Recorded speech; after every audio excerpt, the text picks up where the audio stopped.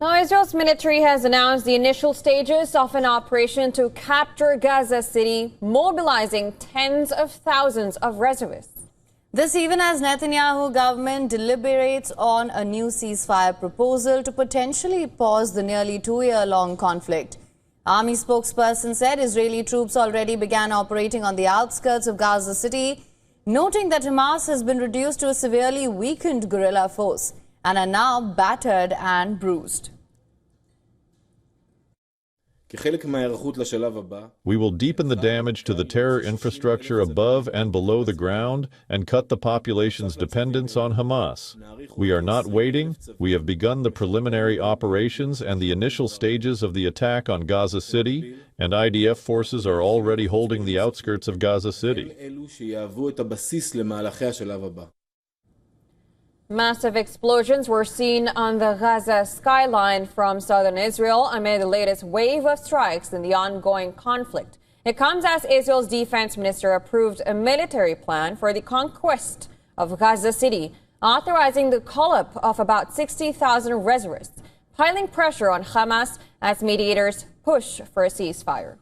The Palestinian militant group said in response that it showed Israel's blatant disregard for efforts to broker a halt in fighting and a hostage release deal in the nearly 2-year conflict. Israel's military posted a video on Wednesday claiming to show attacks on alleged Hamas militants in the Khan Yunis area in Gaza, with images of people fleeing as explosions occur near a site described as a tunnel entrance.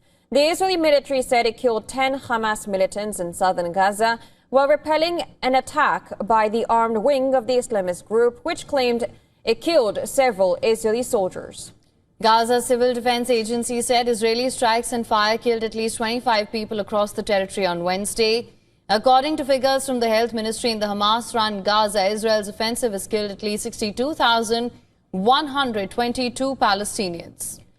Meanwhile, U.S. Ambassador to Israel Mike Huckabee blamed the breakdown in Gaza ceasefire talks on European leaders' decision to recognize Palestinian statehood.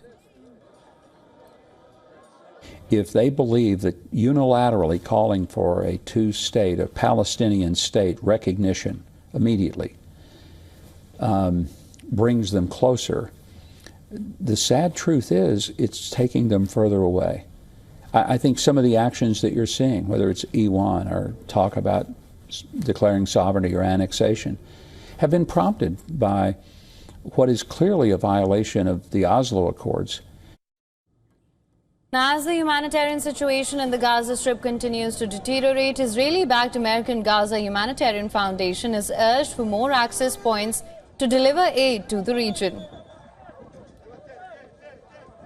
Everyone recognizes that the 4 sites we do operate are not enough. We need more aid. We need to open more sites. So we push for that. We work together with the Israeli government to discuss that, to discuss locations, to discuss, how many, etc. Meanwhile, family members of Israeli hostages and their supporters marched near the border with Gaza, calling on Israel's government to reach a hostage deal. Of the 251 hostages taken during Hamas's October 2023 attack that triggered the war, 49 are still in Gaza, including 27, the Israeli military says, are dead.